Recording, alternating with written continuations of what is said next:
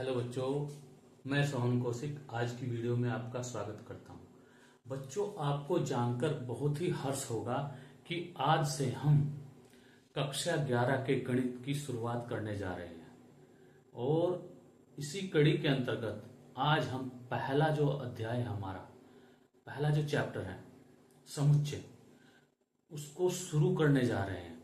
और बच्चों, किसी भी चैप्टर को शुरू करने से पहले हमें उसके बेसिक जो कॉन्सेप्ट होते हैं उनकी जानकारी होनी अनिवार्य होती है। जैसे बच्चों, कोई मकान बनाते हैं, मकान बनाते समय हम सबसे ज्यादा जो ध्यान देते हैं मकान की नींव पर देते हैं। यदि नींव मजबूत होगी तो बिल्डिंग हम ऊपर तक आराम से बना सकते हैं। तो इसी प्रकार किसी भी चैप्टर को, किसी भी अध्याय को पढ़ने से पहले हमें उसकी मूलभूत जो सिद्धांत है, जो जानकारी है, उनका होना अनिवार्य है।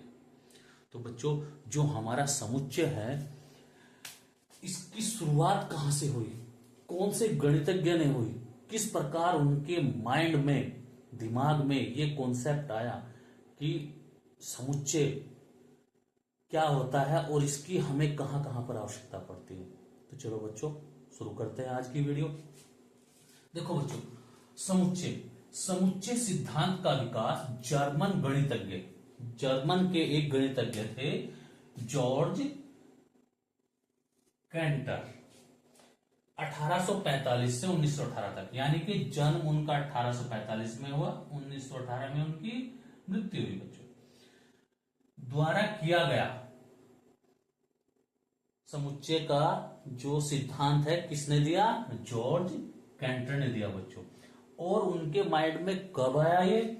त्रिकोणमिति श्रेणी के प्रश्नों को सरल करते समय, जब ट्रिग्नोमेट्री के कुछ प्रॉब्लम सोल्व कर रहे थे जॉर्ज कैंटर जी, तो उनका समुच्चय से पहली बार इंट्रोडक्शन, पहली बार उनका जो समुच्चय से परिचय हुआ है। और जो समुच्चय है, गणित की जितने भी, लगभग जितनी भी शाखाएं हैं, ब्रांचेज हैं, उनमें सभी में समुच्चय का प्रयोग होता है बच्चों। और बच्चों, जो समुच्चय है, जो हमारी कक्षा 12 का गणित है, कक्षा 11 का गणित है, उसमें कहां कहां पर प्रयोग होगा? संबंध एवं फलन जो चैप्टर आएगा, 12वीं में चैप्टर है, ज्यामितीय, अनुक्रम जो सीरीज है, श्रेणी है, प्रायिकता आदि के अध्ययन में, इन सब के अध्ययन में बच्चों समुच्चय के ज्ञान की आवश्यकता पड़ती है। यदि हमें समुच्चय की जानकारी नहीं होगी तो हम इन चैप्टर को हल नहीं कर सकते बच्चों।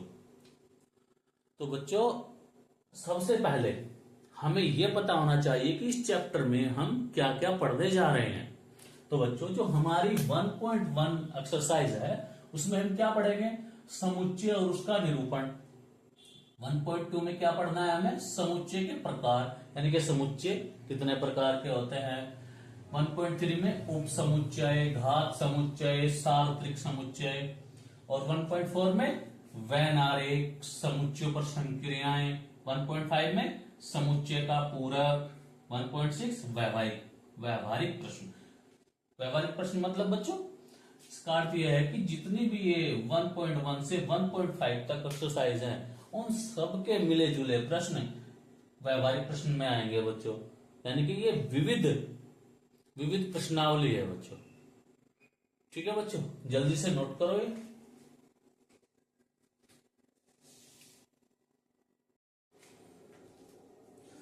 तो बच्चों, सबसे पहले हमें जो समुच्चय है उसकी परिभाषा की जानकारी होनी अनिवार्य है।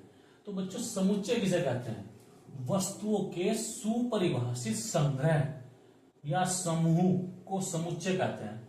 बच्चों, एक शब्द आया है सुपरिभाषित।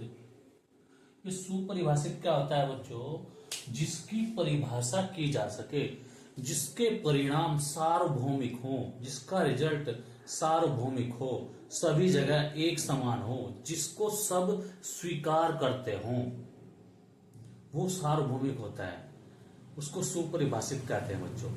जैसे कि ये कुछ उदाहरण लिए हैं मैंने, इसको इनका हम अध्ययन करेंगे। 10 से कम विषम प्राकृत संख्याएं, कैसी होनी चाहिए? 10 से कम विषम प्राकृत संख्याएं। देखो बच्चों, 1, 3, 5, 7, 9 कैसी संख्याएं हैं? प्राकृत हैं और विषम हैं। तो क्या है बच्चों? सुपरिभाषित है या नहीं? सुपरिभाषित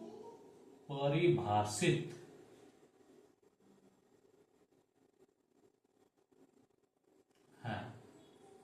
तो बच्चों ये सुपरिभाषित है, इसे हम क्या कह सकते हैं? समुच्चय कह सकते हैं। क्योंकि जो 10 से कम विषम प्राकृत संख्याएं होंगी वो ये ही होंगी। आप पूरे विश्व में कहीं भी चले जाना और किसी से भी पूछना कि 10 से कम विषम प्राकृत संख्याएं कौन सी होती हैं, तो सब यही जो उत्तर देंगे, यही जवाब मिलेगा सभी को। तो इसी प्रकार देखो, 5 सबसे अच्छे राजनेता। देखो बच्चों, जो 5 अच्छे राजनेता हैं, मुझे कोई राजनेता अच्छा लगता है, आपको कोई और अच्छा लगता है, तो ये कोई मापदंड नहीं है कि जो मुझे अच्छे लगते हैं राजनेता वो आपको भी अच्छे लगे, ये जो दूसरा स्टूडेंट है इसको भी वही अच्छे लगे। सबकी अपनी अपनी अलग अलग पसंद होती है, तो यह सुपरिभाषित नहीं है। तो बच्चों, सुपरिभाषित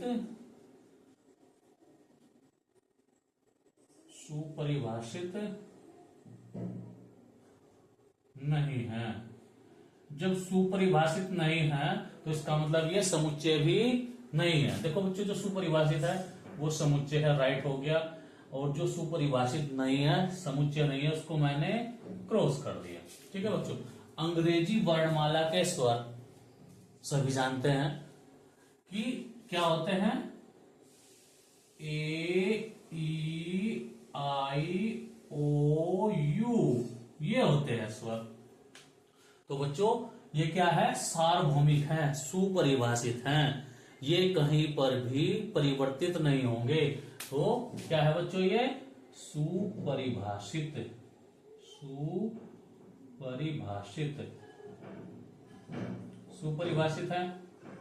जब सुपरिभाषित है तो ये भी समुच्चय है। अब देखो बच्चों, संख्या 14 के अभाज्य गुणनखंड, यानी कि 14 है, इसको हमें गुणनखंड करने हैं। तो क्या आएगा बच्चों?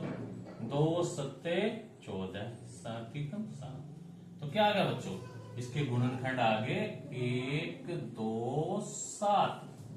तो कहीं पर भी जाएंगे बच्चों, कभी भी हम इसके अभाज्य गुणनखंड करेंगे तो क्या आएगा? सदैव 1, 2, 7 ही आएगा। तो ये भी क्या है बच्चों? सुपरिभाषित है। सुपरिभाषित। जब सुपरिभाषित है तो इसका मतलब ये भी समुच्चय है। ठीक है बच्चों, इसके बाद हम चलते हैं अपने 5वें उदाहरण पर। विश्व के 7 सबसे प्यारे पक्षी। बच्चों, 7 प्यारे पक्षी वही आता है जैसे राजनेता है। किसी को कोई प्यारा लगता है, किसी को मोर प्यारा लगता है, किसी को बाज प्यारा लगता है, किसी को तोता प्यारा लगता है। तो बच्चों, ये भी एक सही मापदंड नहीं होगा, सबकी अपनी अपनी पसंद होती है, तो ये सार्वभौमिक नहीं है उदाहरण। तो ये भी सुपरिभाषित नहीं है। सुपरिभाषित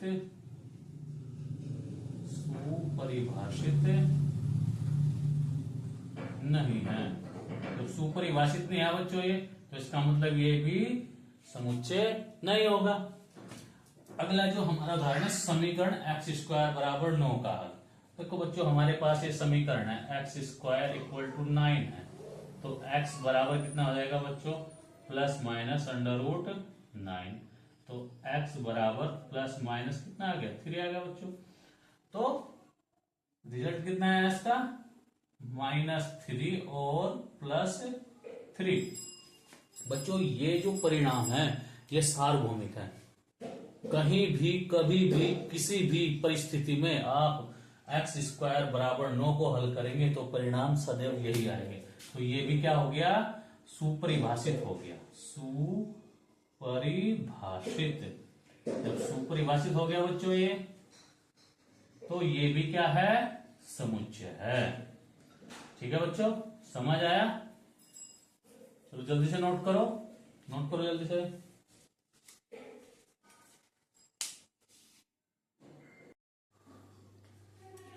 बच्चों अब आता है समुच्चय का निरूपण, यानी कि समुच्चय को किस प्रकार निरूपित किया जाता है।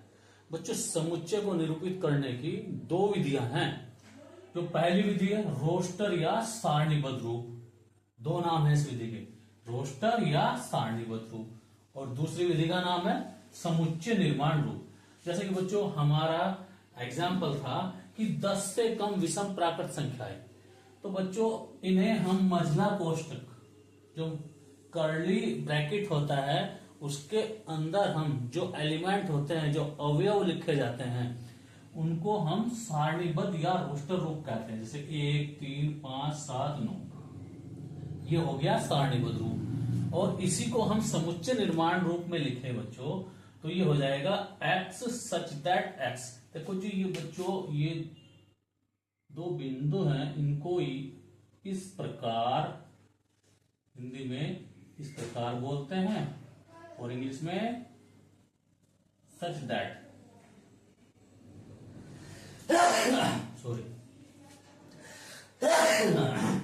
सॉरी बच्चों। अब देखो बच्चों, x सच दैट x 10 से कम विषम प्राकृत संख्याएं हैं। जो बात यहां लिखी गई है उसका अर्थ ये भी है, और जो यहां लिखी गई है उसका अर्थ ये भी है बच्चों। दोनों ये एक दूसरे के इक्वल हैं, बराबर हैं। अंतर क्या है कि ये समुच्चय निर्माण रूप में लिखा हुआ है और ये रोस्टर रूप में लिखा हुआ है। ऐसे ही बच्चों अंग्रेजी वर्णमाला के जो स्वर होते हैं A, E, I, O, U, इनको हमने मझले ब्रैकेट में, कर्ली ब्रैकेट में लिख दिया बच्चों। इनके प्रत्येक के बीच में ये कोमे लगाने अनिवार्य होते हैं। और बच्चों एक एलिमेंट एक बार ही आना चाहिए, 2 बार एलिमेंट नहीं आना चाहिए। देखो x सच दैट x अंग्रेजी वर्णमाला के स्वर हैं, ये समुच्चय निर्माण रूप हो गया। ऐसे ही ये है 3 और -3, ये क्या है, एग्जाम्पल था कि समीकरण x स्क्वायर -9 को हल कीजिए। तो बच्चों ये तो उसका है रोस्टर रूप, और ये है क्या, समुच्चय निर्माण रूप।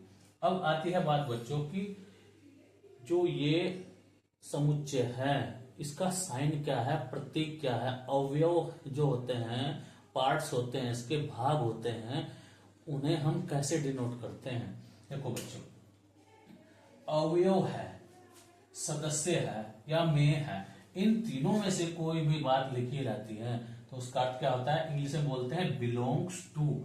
और ये जैसे ई होता है ना बच्चों, ई इस प्रकार होता है, लेकिन इसको हम ऐसे बनाएंगे, ऐसे ई।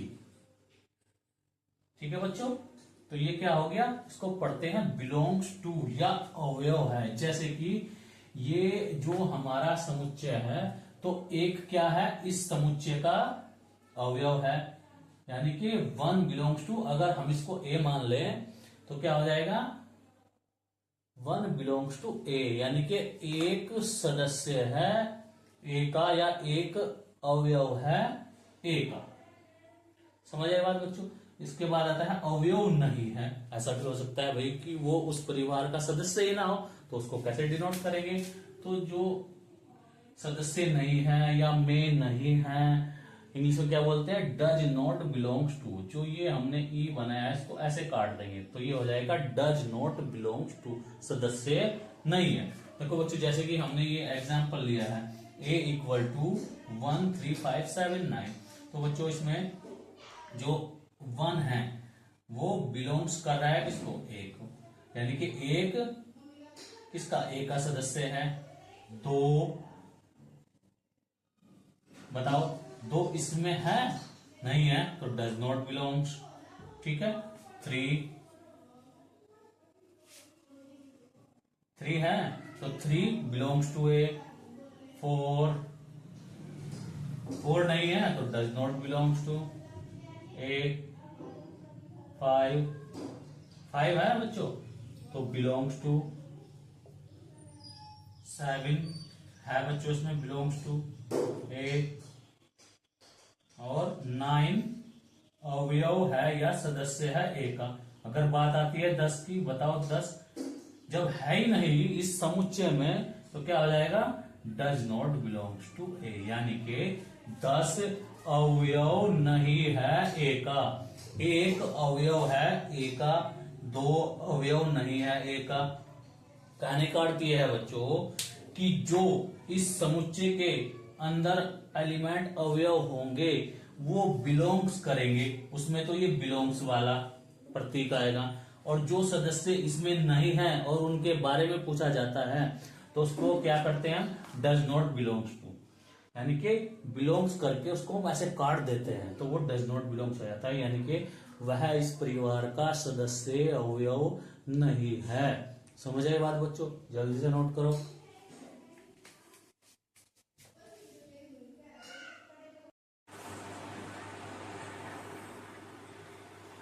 बच्चों मेरा उद्देश्य आप सभी को मुफ्त और अच्छी गुणवत्ता वाली शिक्षा प्रदान करना है, जिससे कि गणित में जो बच्चों को भय रहता है उसको दूर करना है। बच्चों यदि वीडियो अच्छी लगी तो क्या करना है, लाइक शेयर एंड सब्सक्राइब। बच्चों इसी प्रकार आपको शिक्षाप्रद वीडियो मिलती रहे। मिलते हैं नेक्स्ट वीडियो में। जय हिंद, जय भारत।